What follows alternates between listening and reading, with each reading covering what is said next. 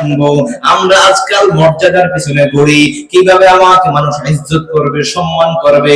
নবীর হাদিস আমাদেরকে জানাবে, কোন বান্দা যদি 5 ওয়াক্ত নামাজ নিয়মিত আদায় করে, আল্লাহ ওই ব্যক্তির মর্যাদা বৃদ্ধি করে দিবে। যদি বলেন না সুবহানাল্লাহ। মুসলিম শরীফ কিতাবের নাম 488 নম্বর হাদিসের বর্ণনা।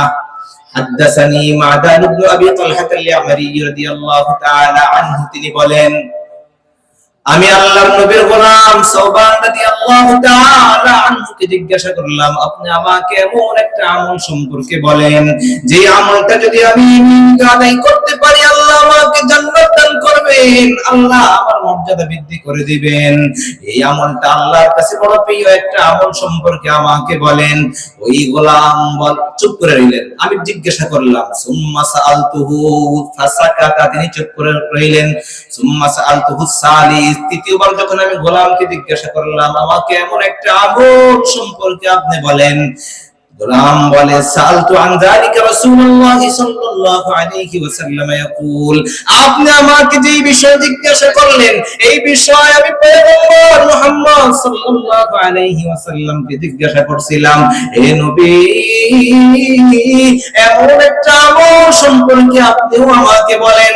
আল্লাহ নবী আমাকে জানাইলেন, আলাইকা বিকাসরাতিস সুজুদ ফা ইন্নাকা লা তাসজুদু লিল্লাহি সাজদাতান ইল্লা রাফা'াকাল্লাহু বিহা দারাজাতান ওয়া হাত্তা আনকা বিহা খাতিআতান। তুমি যদি জান্নাত, তুমি যদি দুনিয়াতে মর্যাদাবান হতে চাও তাহলে 5 ওয়াক্ত নামাজ নিয়মিত আদায় করো। যদি একবার তুমি নামাজ পড়ো, একটা নামাজের মাধ্যমে আল্লাহ তোমার মর্যাদা একটা বৃদ্ধি করবেন।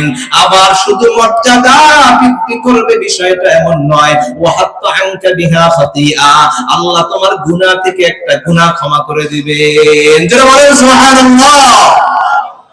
তাহলে নবীর হাদিস এটা আমাদেরকে জানাইলো, নামাজ যদি তোমরা নিয়মিত আদায় করো, ইজ্জতের পিছনে তোমাদের ঘুরতে হবে না, সম্মানের পিছনে তোমাদের ঘুরতে হবে না, কারো কাছে সম্মান তোমার টাকা দিয়ে কিনতে হবে না, তোমার মর্যাদা যিনি বাড়ায় দিবেন চিল্লা বলেন তিনি কে?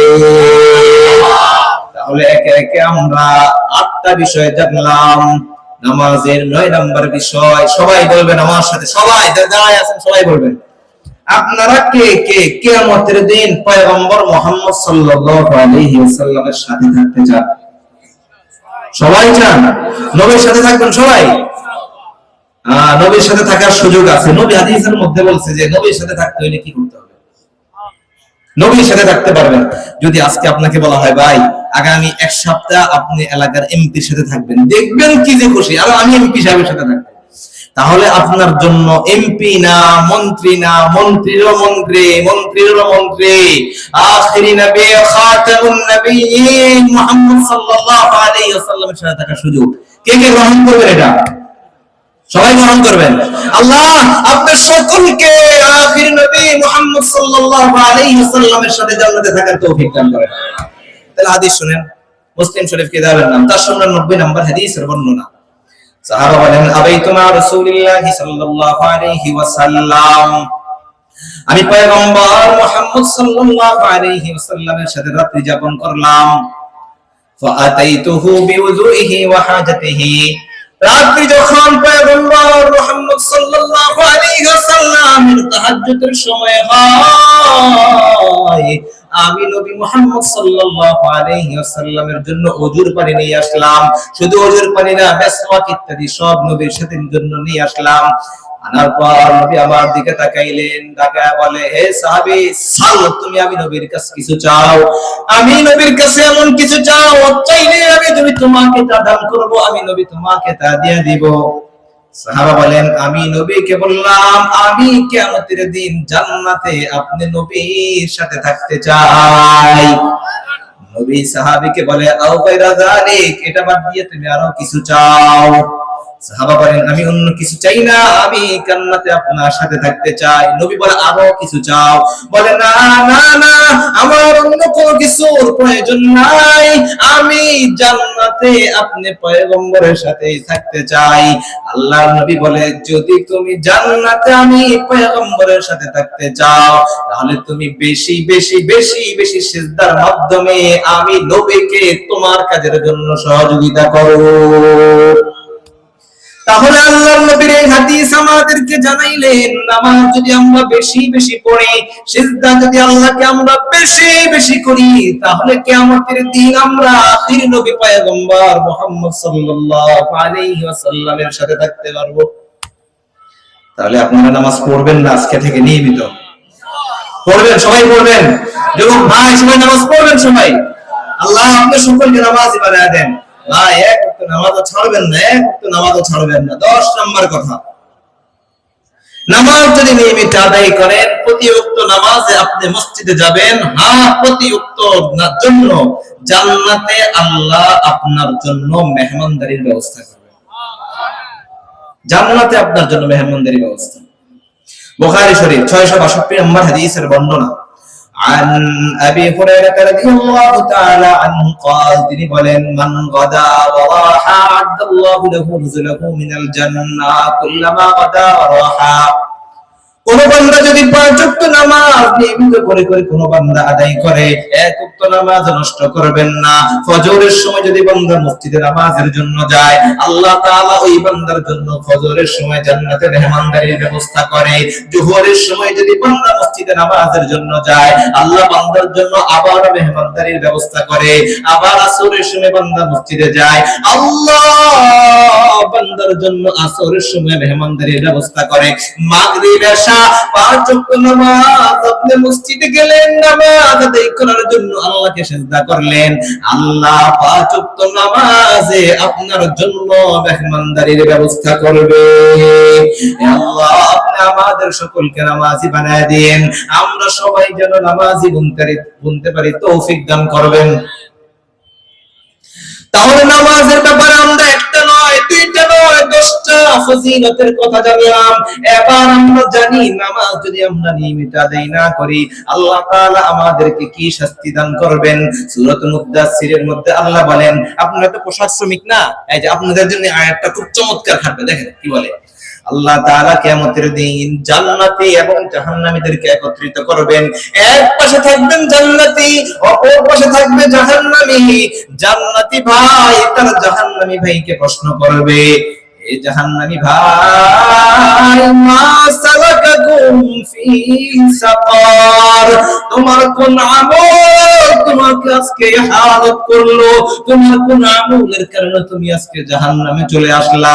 আমি আর তুমি একই দোকানে চাকরি করতাম, একই ফ্যাক্টরিতে পোশাক বানাইতাম, একই জায়গায় চাকরি করতাম, একই পাতিলের ভাত খাইতাম, কোন আমল তোমাকে আজকে জাহান্নামের আসামি বানায় দিল? ওই ব্যক্তি বলবে, ক্বালু লাম নাকু মিনাল মুসাল্লিন, দুনিয়াতে আমি আর তুমি একই দোকানে চাকরি করতাম, একই ফ্যাক্টরিতে চাকরি করতাম, কিন্তু মসজিদ থেকে যখন নামাজের আযান দিত, তুমি বান্দা নামাজের জন্য মসজিদে যাইতা, আমি রিজিকের আশায়, বেশি কাজের আশায় নামাজে যাইতাম না, আমি দোকান বন্ধ করতাম না, আমি নামাজে অবহেলা করতাম।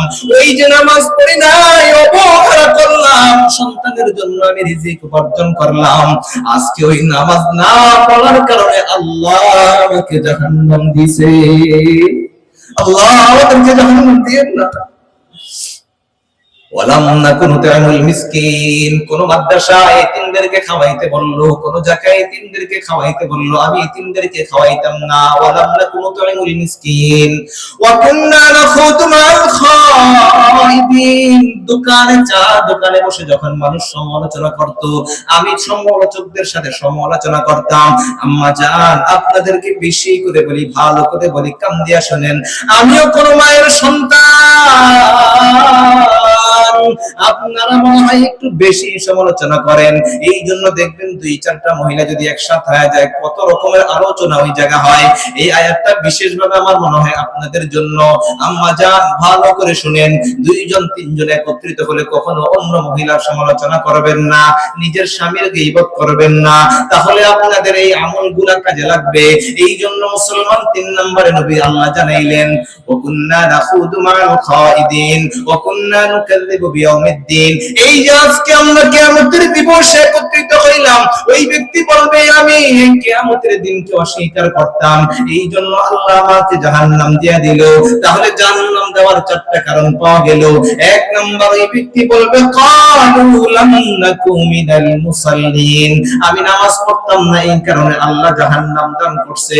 ওয়া লাম নাকু নুতঈমুল মিসকিন, মিসকিনদেরকে খাওয়াইতাম না।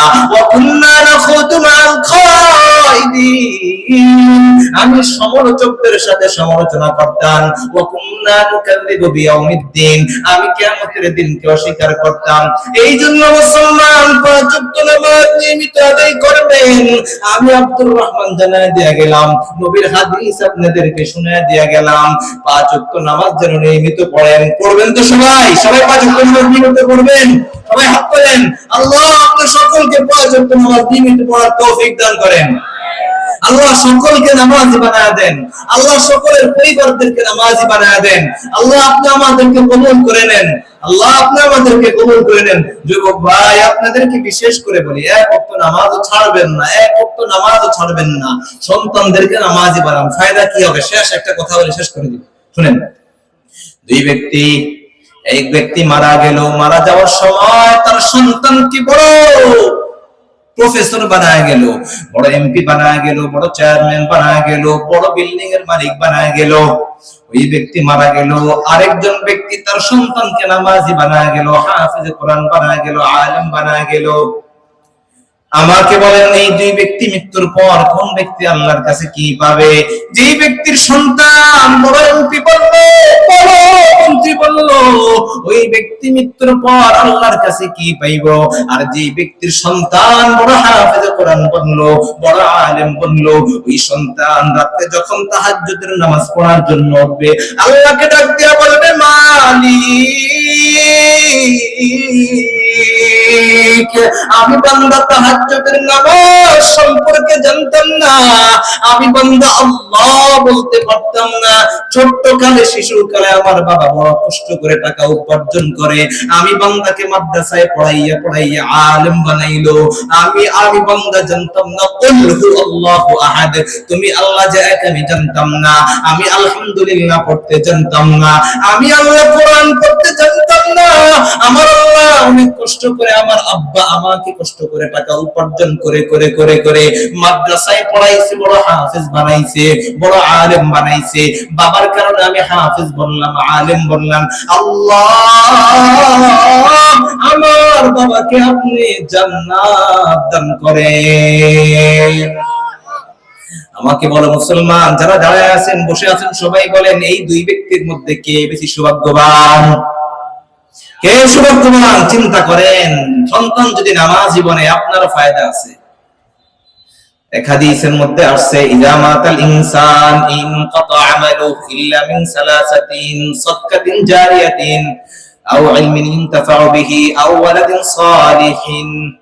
কোন মানুষ যখন মারা যায়, কোন মানুষ যখন দুনিয়া থেকে বিদায় হয়ে যায়, তার সকল আমল বরবাদ হয়ে যায়। 3টা আমল তার থেকে যায়।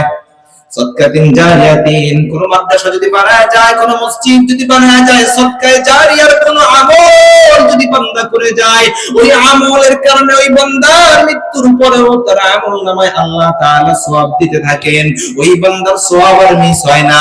যতদিন কিয়ামত হবে, আল্লাহ তাআলা কিয়ামত পর্যন্ত এই বান্দাকে সদকায়ে জারিয়ার আমল দিবেন।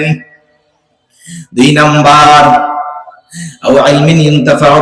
যদি কোনো উপকারী ইলম ওই বান্দা কাউকে শেখায়া যায়, কোন ছাত্র তার থাকে যাকে কোরআন শিখাইলো, হাদিস শিখাইলো, ওই ছাত্র যতদিন কোরআন তেলাওয়াত করবে, ওই ছাত্র যতদিন আমল করবে, আল্লাহ তাআলা ওই ছাত্রের কারণে তার উস্তাদের আমলনামায় ততদিন পর্যন্ত সদকায়ে জারিয়ার সওয়াব দিবেন। 3 নাম্বার, আওয়ালাদিন সালিহিন ইয়াদউহু লাহু, কোন নেক সন্তান যদি ওই বান্দা রেখে যায়, তাহলে ওই সন্তান তার পিতার জন্য দোয়া করে করে আমল পাঠাবে, ওই আমল আল্লাহ তাআলা পিতার আমলনামায় লিখে দিবেন। এই জন্য আমি আপনাদেরকে বলি, সন্তানের জন্য সম্পদ না রেখে সন্তানকে এমন সম্পদ বানায় যান যে কিয়ামতের দিন ওই সন্তান আপনার কাজে আসবে। মৃত্যুর পর আমলের সকল দরজা বন্ধ হয়ে যাবে। ওই সন্তান যাকে আপনি সম্পদ বানাইলেন, ওই সন্তান আপনার জন্য দোয়া করবে। এই জন্য মুসলমান সন্তানের জন্য সম্পদ না, সন্তানকে এমন সম্পদ বানায় যান যেই সম্পদ আপনার মৃত্যুর পরেও আপনার কাজে আসবে। আল্লাহ আপনি আমাদেরকে নামাজি বানায় দেন। আর লাস্টের কথা আপনাদেরকে বলি, নামাজ না পড়িয়া যদি কবরে যান, 1 নাম্বার, যে ব্যক্তি নামাজ পড়বে না, মৃত্যুর সময় ওই ব্যক্তি পিপাসিত অবস্থায় মারা যাবে। এমন পিপাসা ওই ব্যক্তির লাগবে, নদী পরিমাণ কোন পানীয় যদি ওই ব্যক্তির সামনে দেওয়া হয়, ওই ব্যক্তি সকল পানি পান করলেও ওই ব্যক্তির পিপাসা মিটবে না। 2 নাম্বার, ওই ব্যক্তির কবরের মধ্যে এমন সাপ দেওয়া হবে, ফজরের নামাজ না পড়ার কারণে সূর্যোদয় হওয়া পর্যন্ত ওই সাপ ওই বান্দাকে দংশন করবে। একবার দংশন করবে, মাটির নিচে নিয়ে যাবে, আবার দংশন করে মাটির থেকে উঠাবে। এইভাবে কিয়ামত পর্যন্ত ওই বান্দাকে দংশন করতে থাকবে। 3 নম্বর নবী বলেন, ইয়াতিকুল কবর, কবর ওই ব্যক্তিকে 2 পাশ থেকে এমন জোরে চাপ মারবে গো, ওই ব্যক্তির এক পাজরের হাড় অন্য পাজর দিয়ে ঢুকে যাবে, ওই ব্যক্তি আযাব সহ্য করতে পারবে না। 4 নম্বর, ওই ব্যক্তির কবরের মধ্যে আগুন জ্বালায় দেওয়া হবে, এমন আগুন জ্বালায় দেওয়া হবে মুসলমান, দুনিয়াতে একটা মশার কামড় আপনি সহ্য করতে পারি না, দুনিয়াতে মশার কামড় সহ্য করতে পারি না। শুধু তাই নয়, মশা যদি রাত্রে বেলা কানের কাছে এসে গুনগুন করে, ঘুম আসে না, বলে তোমার কবরের মধ্যে আযাব দিয়ে দেওয়া হবে, আগুন জ্বালায় দেওয়া হবে। এই মুসলমান, ওই কবরের আযাব সহ্য করার মতো ক্ষমতা আমাদের কারো নাই, আমরা বড় দুর্বল মানুষ। এই জন্য আল্লাহ যেইভাবে বললেন, যদি এইভাবে আমরা চলতে পারি, উলামায়ে কেরাম যেইভাবে বলেন, এইভাবে যদি চলতে পারি, বড় কামিয়াব বনবো।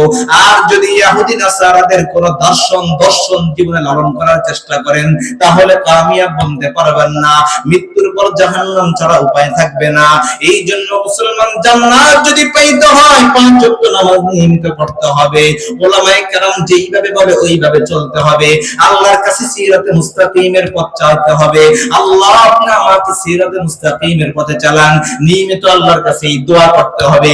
ওই বাউল ফাউল টাউল যারা আছে, এদের কথা মতো যদি চলেন, এদের মতাদর্শ অনুযায়ী যদি চলেন, জান্নাত তো দূরের কথা, কবরে যাইলে এমন জোরে গুতা দিব, উপায় থাকবে না, উপায় থাকবে না মুসলমান, উপায় থাকবে না। ওই বাউলদের দর্শন যদি জীবন লালন করেন, আপনার জীবন ধ্বংস ছাড়া কোনো উপায় থাকবে না। ওদের মতাদর্শ সম্পর্কে তো আপনি জানেন না, হয়তো আর আজীব লাগে, মুসলমানদেরকে বড় আলেম মনে করে। বর্তমানে অনেক আলেম এই কথা বলছে, ওই আলেমের বিরুদ্ধে লেগেছে। এদের মতাদর্শ সম্পর্কে কথা বলতে হলে লজ্জা ভেঙে ফেলতে হবে। ওদের দুইটা দর্শন আপনাদেরকে দেই, 2টা দর্শন দেই। ওরা কি মনে করে জানেন? 1 নম্বর, ওরা মনে করে যদি সুস্থতা অবলম্বন করতে হয়, সুস্থ জীবন যাপন করতে হয়, নাউযুবিল্লাহ, আল্লাহ মাফ করেন, তাহলে মহিলাদের হাইজের রক্ত খেতে হবে। আমার বলতে লজ্জা হয়। ওদের মতে যদি আপনি সকল রোগ থেকে মুক্তি পেতে চান, তাহলে আপনাকে প্রেম ভাজা খেতে হবে। আর প্রেম ভাজা কাকে বলে? আল্লাহ মাফ করেন, আল্লাহ ক্ষমা চাই। প্রেম ভাজা বলে পুরুষের বীর্য, মহিলাদের হাইজের রক্ত, পেশাব এবং কি পায়খানা, এই 4টাকে একসাথে করে ভেজে খাওয়ার নাম প্রেম ভাজা। নাউযুবিল্লাহ। ওরা পুরুষের বীর্যকে আল্লাহর সাথে তুলনা করে এবং ওরা এইভাবে বলে ওদের তো কোনো ধর্মই নেই, ওরা সকল ধর্মে মিলিয়ে চলে। ওদের কথা হলো যখন কোন নারী পুরুষ জিনে লিপ্ত হয় মূল মুহূর্তে থাকে তখন নাকি স্বয়ং আল্লাহ তাআলা ওখানে উপস্থিত হয়। নাউযুবিল্লাহি মিন যালিক। এই জন্য এদেরকে যদি কোথাও পান আপনাদের এলাকায় কোন জায়গায় দেখেন, আচ্ছা তরফে কোন কথা ছাড়া আগে মজাটা ভেঙে দিবেন, দিবেন ওদের। এসব বাউল ফাউল স্বাধীন বাংলাদেশের পর কোনো ভয় নাই, তাদের কোনো স্থান থাকবে না বাংলাদেশে ইনশাআল্লাহ। যেখানেই পাওয়া যাবে একদম পিটা ছাড়া কোনো গতি নাই। ওলামায়ে কেরামের বিরোধিতা করে কত বড় সাহস! আমার কাছে আজীব লাগে, একজন সাধারণ মানুষ বুঝবো না শব্দের অর্থ কি মানুষ, আর একটা মূর্খ মানুষ বোঝে ও ভাই কুল আউযু বিরাব্বিন নাস মালিকিন নাস এসব আল্লাহ নাস্তে দিয়েছে। নাউযুবিল্লাহ, এটা নাস্তে হইছে কুল আউযু বিরাব্বিন নাস মালিকিন, এটা কি নাসার অর্থ? কবে না সব আল্লাহ তো নাস্তে হইছে। আর সামনে যেগুলো বসা ছিল ওদের মধ্যে যদি সামান্য পরিমাণ ঈমান থাকতো, সরিষার দানা পরিমাণ ঈমান থাকতো, আমি চ্যালেঞ্জের সাথে বলতে পারি ওর কল্লা ফেলে দিত। আজীব ব্যাপার। কুল আউযু বিরাব্বিন নাস মালিকিন নাস ইলাহিন নাস মিন শাররিল ওয়াসওয়াসিল খান্নাস। আল্লাহ কইছে কি, আল্লাহ বানাইছে কি হয় না রে? আল্লাহ বললো কি, এখানে কি বললো, এটা কি বানাইলো? আপনারা এদেরকে সাপোর্ট করবেন বেশি বেশি, করবেন না? তাহলে এদেরকে পাইলে কি করতে হবে? একদম কল্লা কেটে দিতে হবে। কোন জায়গায় যদি এদেরকে দেখা যায় এদের কথা শুনে তো দূরের কথা, এদের একদম মজা ভেঙে দিতে হবে।